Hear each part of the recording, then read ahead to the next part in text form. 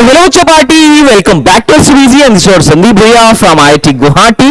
And guys बहुत सारे बच्चे राउंड 3 के रिजल्ट आने के बाद मेरे को मैसेज करना शुरू किए कि भैया अब तक 3 राउंड निकल चुके हैं, मतलब 50% काउंसलिंग निकल चुकी है और मेरे हाथ में एक भी सीट नहीं आई। और जनरली जिन लोगों के हाथ में सीट आई भी है, अगर इनकी 40-50 हजार से बाहर रैंक है तो बहुत ही ज्यादा अनसेटिस्फैक्टरी सीट हाथ में आई है। और दूसरी बहुत सारे बच्चे तो बोल रहे हैं कि भैया हमको जो राउंड 1 और राउंड 2 में ही जो राउंड 2 में मिला था अभी वही मिला है, अपग्रेड ही नहीं हो रहा है, बहुत धीरे धीरे क्या हो रहा है, अपग्रेड हो रहा है। मैंने बहुत सारे बच्चों की काउंसलिंग करी, बहुत सारे बच्चों को राउंड 1 में आईआईटी मिला एंड आफ्टर दैट उसके बाद धीरे धीरे करके अपग्रेड हो रहा है। मुझे पता है तो वो सारे मेरे बच्चे भी टेंशन में है कि भैया अभी क्या होगा, कहां तक कट ऑफ जा सकती है, कुछ भी समझ में नहीं आ रहा है कि क्या होगा। तो देखो यार, ये जो फाइट है, ये जो लड़ाई है बेटा, पेशेंस की लड़ाई है।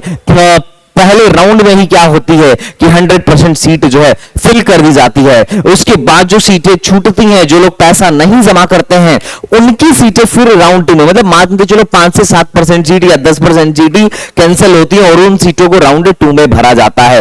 उसके बाद सेम प्रोसेस राउंड 3 में होता है, क्योंकि राउंड 2 में भी 100% सीट अलॉट कर दिया जाता है। जो सीटें कैंसिल होती हैं या जिन लोगों के डॉक्यूमेंट में गड़बड़ी होता है या जो पैसा नहीं जमा करते हैं या फिर जो विड्रॉल करते हैं, मेन खेल अब विड्रॉल पे ही है, क्योंकि बहुत सारे लोग स्वेच्छा से विड्रॉल करते हैं और उनकी जो सीटें खाली होती हैं उसी पर क्या होता है, सबका मामला ऊपर की तरफ खसकता है। जैसे फॉर एग्जांपल के लिए पहले मैं तुम्हें कुछ चीजें दिखाऊंगा और मैं बैकअप के लिए भी आप सारे बच्चों को बोलूंगा कि आपको बैकअप के लिए भी तैयार रहना है। सबसे पहले हम जेई मेन में चलते हैं। अगर आप जेई मेन में चलो और कैटेगरी अपन एक किसी कैटेगरी को लेके थोड़ा सा बेसिक एनालिसिस कर लेते हैं। अगर हम ऑल इंडिया कैटेगरी या अदर स्टेट कैंडिडेट पे चलते हैं और हम यहां पर सेलेक्ट करते हैं अपन लोग एनआईटी और प्रोग्राम ले लेते हैं। आज के जमाने में जो सबसे पॉपुलर प्रोग्राम है that is the computer science and engineering, इसको अपन सेलेक्ट कर लेते हैं और जनरल कैंडिडेट का देखते हैं। मैं राउंड 2 और राउंड 3 को थोड़ा सा देखना हूं,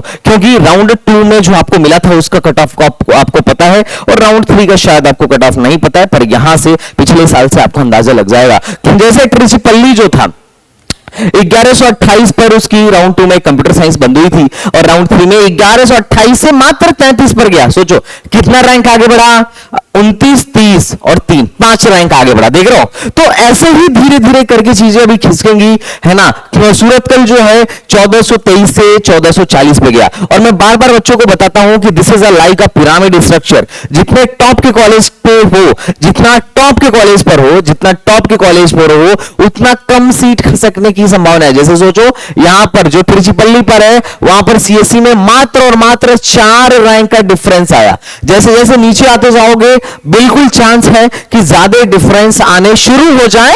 मतलब अगर कोई सबसे लो वाली जीएफटीआई में देखे तो उस जीएफटीआई में जो डिफरेंस होगा दैट विल बी ऑब्वियसली काफी ज्यादा होगा as compare to NIT Trichy. जैसे फॉर एग्जांपल अगर अपन एनआईटी नागालैंड को देखें तो राउंड 2 में पिछले साल जो है राउंड 2 में एनआईटी नागालैंड जो है वो 31,298 में बंद हुआ था और उसके बाद से राउंड 3 में भी वहीं पर बंद हुआ। बात समझ में आ रहा है।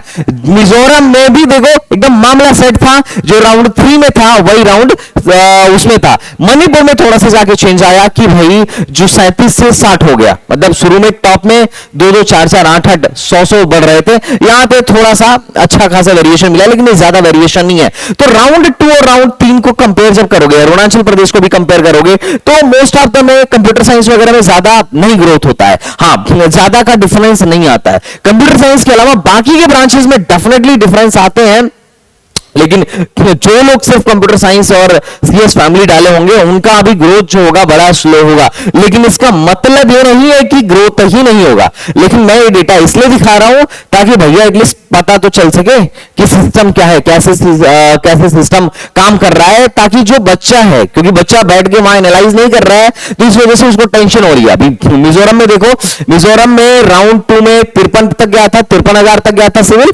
और राउंड 3 में वो चीज 53 से 55 चली गई। तो जैसे जैसे ब्रांच नीचे की तरफ चलते जाओगे वैसे वैसे डिफरेंस ज्यादा होता चला जाएगा। कंप्यूटर साइंस में, कंप्यूटर फैमिली में डिफरेंस जो होता है थोड़ा सा कम रहता है। तो इस दशा में क्या किया जाए सर, तो ऐसे कंडीशन में आपको क्या करना है, पेशेंस नहीं खोना है, आपको पेशेंस के साथ धैर्य पूर्वक आपको इंतजार करनी है, क्योंकि विड्रॉल जो है अब धीरे धीरे धीरे करके विड्रॉल बढ़ता चला जाएगा और राउंड 5 में जितने आईआईटी वाले लोग हैं उनके लिए लास्ट राउंड का विड्रॉल होता है। तो जितने भी जिनको भी आईआईटी अलॉट हुआ है उनके लिए जो हाई जंप आएगा राउंड 5 में आएगा और राउंड 6 में आएगा। तो आप जितने भी मेरे स्टूडेंट्स मुझे देख रहे हो, आपको पेशेंस रखना है, धैर्य रखना है, थोड़ा लंबा प्रोसीजर है, मतलब बारीक प्रोसीजर है, इसके लिए मतलब अचानक से एकदम टॉप पे नहीं पहुंच जाओगे। तो इस बात को आपको थोड़ा सा समझना है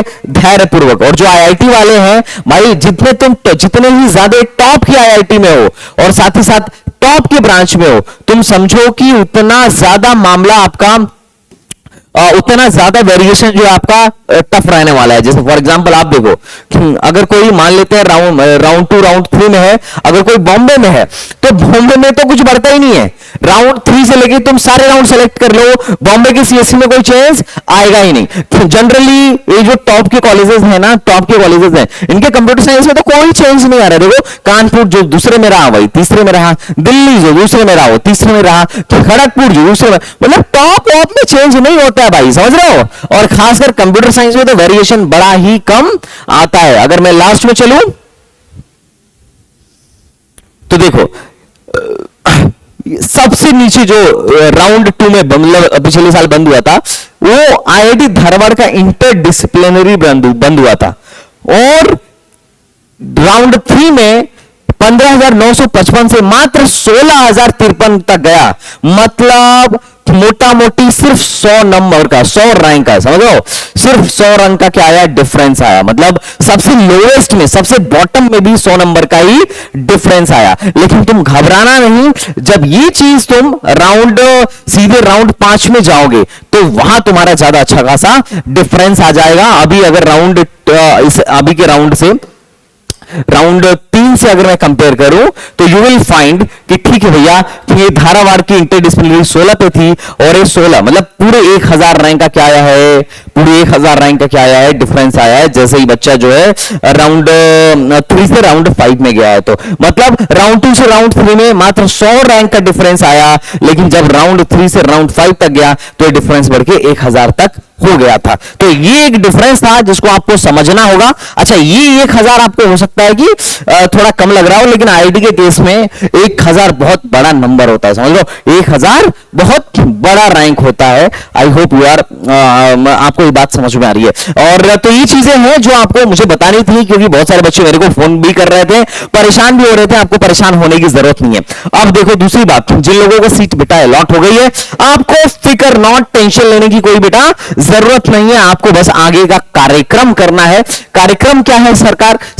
सरकार कार्यक्रम यह है कि हमें क्या करना है, 2 जुलाई से लेके 4 जुलाई तक अपना ऑनलाइन रिपोर्टिंग करना है, जिसमें अपने को फीस जमा करना है, सीट एक्सेप्टेंस फीस जमा करना है, डॉक्यूमेंट अपलोड करना है, और जो भी बच्चे की अगर उस डॉक्यूमेंट में कुछ गड़बड़ी आती है, कोई क्वेरी रेज की जाती है, तो उसको रिजॉल्व कराना है। तो मोटा मोटी हम 2 से 4 तक अपना पेमेंट जमा करके फिजिकल ऑनलाइन वेरिफिकेशन करा देंगे, सारा डॉक्यूमेंट वगैरह अपलोड करके। उसके बाद क्या है कि ये जो है हमारा 4 तारीख 5 बजे लास्ट डेट है, एंड आफ्टर दैट जो भी प्रोसीजर है वो हम फॉलो करेंगे। और अगर किसी को विड्रॉल लेना हो तो विड्रॉल ले सकता है 4 जुलाई तक ही। और विड्रॉल के क्वेरी का रिस्पॉन्स जो है लगभग मोटा मोटी देखो 15 जुलाई कहां गया है,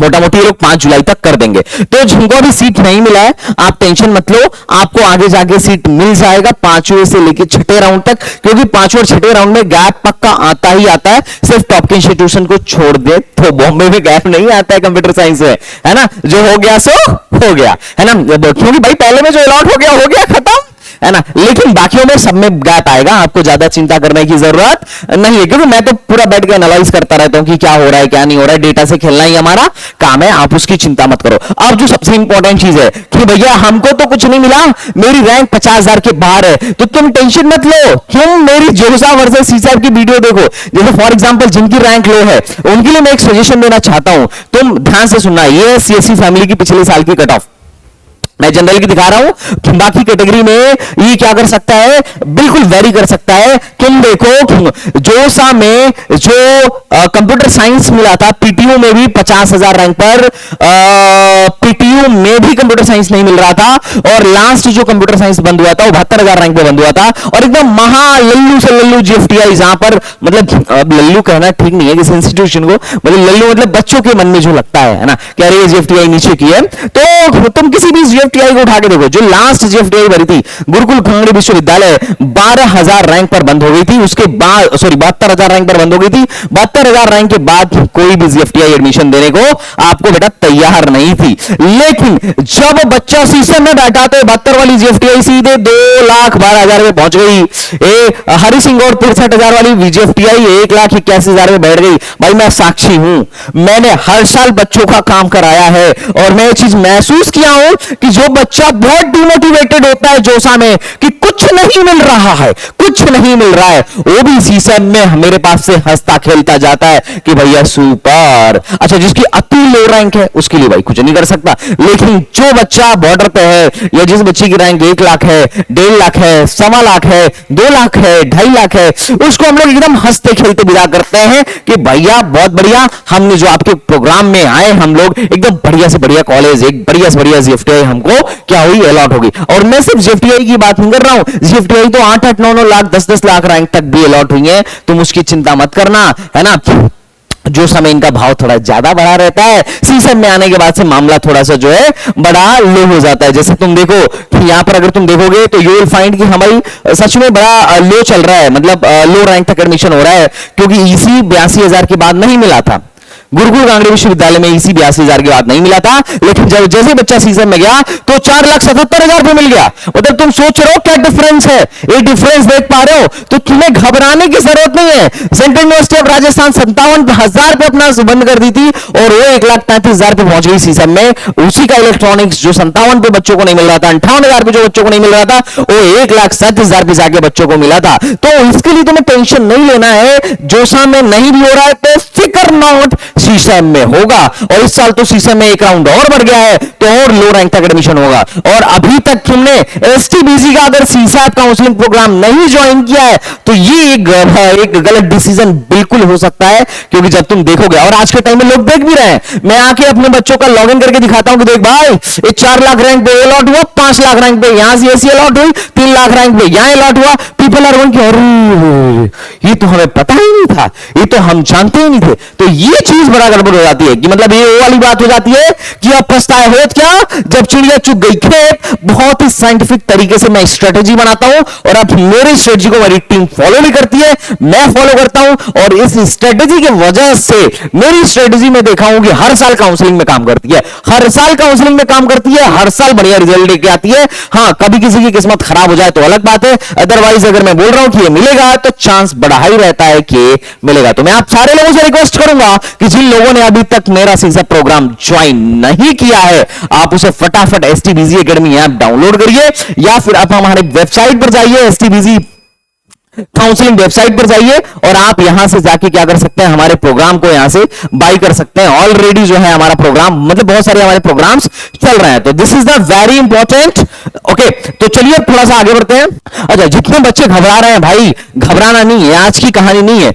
तुम्हें मैं दिखाता हूं, ये देखो ओपन कैटेगरी का मैं कट ऑफ देखना चाहता हूं राउंड 5 में, कि राउंड 5 में क्या कहानी हुई थी। मैं सबसे लो रैंक पर जो कॉलेजेस मिलते हैं जीएफटीआईज में, उनको पकड़ लेता हूं। अब उनको पकड़ोगे, जैसे ही मैं देखता हूं कि लास्ट किस रैंक तक एडमिशन हुआ था, तो मैं ओपन कैटेगरी में अदर स्टेट देखता हूं या ऑल इंडिया कोटे पे देखता हूं, तो तुम देखो कि फूड, मतलब ऐसी ब्रांच जो कोई 1,13,000, पता नहीं कौन ले लिया था भाई 1,13,000 रैंक पे, लेकिन कोई लेना नहीं चाहेगा, और मैं कभी रिकमेंड भी नहीं करूंगा, क्योंकि मैं इससे 50 बेहतर ऑप्शन तुम्हें बता सकता हूं, जो इससे 50 बेहतर ऑप्शन है, जहां पर तुम जाओगे तो इससे बढ़िया प्लेसमेंट, इससे बढ़िया कॉलेज लाइफ, इससे बढ़िया इंफ्रास्ट्रक्चर तुम्हें मिलेगा। मैं सच बता रहा हूं, है ना। तो 1,13,776 रैंक पे फूड जाके बंद हो गया था। इसके बाद जोसा में एडमिशन ओपन कैटेगरी में नहीं हुआ था। बात समझ में आ रहा है क्या?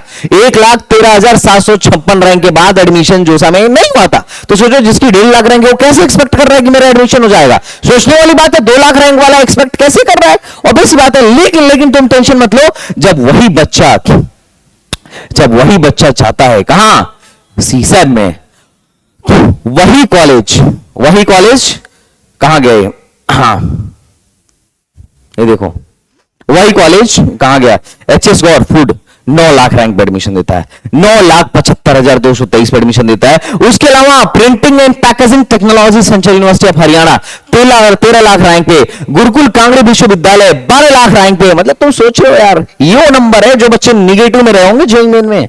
तो सीसैट में भी अपॉर्चुनिटी, मतलब इन जेएफटीआईज में भी अपॉर्चुनिटी है, बस भाव अभी बढ़ा है। कब? जोसा में। जोसा जैसे ही खत्म होगा, जो सीटें बचेंगी उस पर लो से लो रैंक पर एडमिशन होगा। हालांकि कभी कभी किस्मत धोखा भी दे जाती है, पर मेरा जो ऑब्जर्वेशन है, मैंने देखा है कि मेरी जो स्ट्रेटजी है हर साल काम कर रही है, इस बार भी काम करनी चाहिए। उसके अलावा बाकी अगर किसी को बैकअप देखना हो तो बैकअप का भी मैंने पूरा व्यवस्था रख रखा है भाई, टेंशन मत लेना, है ना। बहुत सारी काउंसलिंग्स हैं जो ऑलरेडी चल रही है। अभी एचपी देखो, अगर मैं बात करूं तो सीसा अभी आएगा ही आएगा।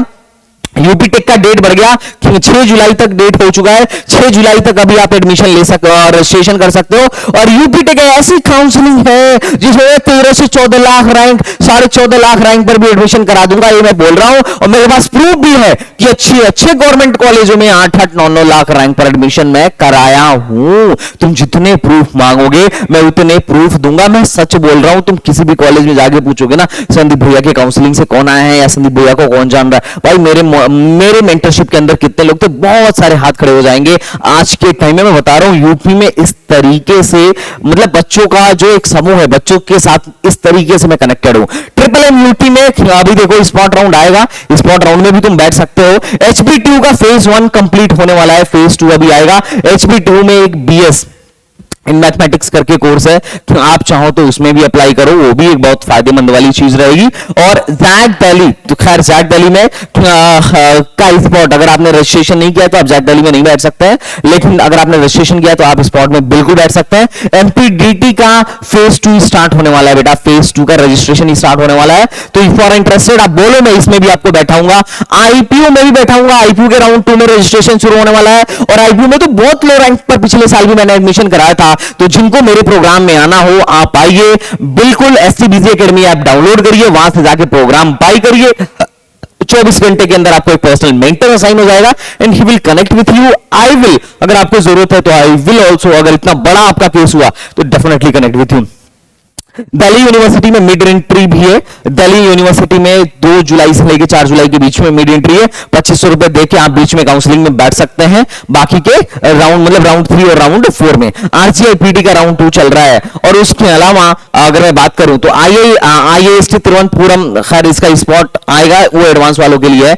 IIP जो है इसका स्पॉट होगा 8 अगस्त को। तो अगर आप जे एडवांस क्वालिफाई हो तो IIP में भी आ सकते हो। उसके अलावा GBU, अगर बहुत लो रैंक है, गौतम बुद्ध यूनिवर्सिटी जो है वो 9 तारीख तक उसका रजिस्ट्रेशन डेट चल रहा है, आप उसमें कर लो। NFSC नागपुर बहुत अच्छा कॉलेज है फायर एंड सेफ्टी इंजीनियरिंग का, आप उसमें भी रजिस्ट्रेशन कर सकते हो। इस पर मैं एक अलग से डिटेल वीडियो बना दूंगा। बहुत सारे अभी भी ऑप्शंस है, बहुत सारी काउंसलिंग पैरेलल चल रही हैं। अपने MPDT का रिजल्ट आया है, HP2 का रिजल्ट आया है, जैक दिल्ली का रिजल्ट आया है, अभी रिसेंटली IPU का भी रिजल्ट आया है। और वैसे भी जैक दिल्ली में बहुत सारे बच्चे ऐसे हैं जो जैक दिल्ली की तरफ धीरे धीरे खासकर दिल्ली वाले शिफ्ट होते चले जाते हैं। तो अभी कट ऑफ डाउन जाएगी, तुमको ज्यादा चिंता करने की जरूरत नहीं है। चैनल के साथ बने रहो, STBG तुम्हारे साथ हमेशा खड़ा है।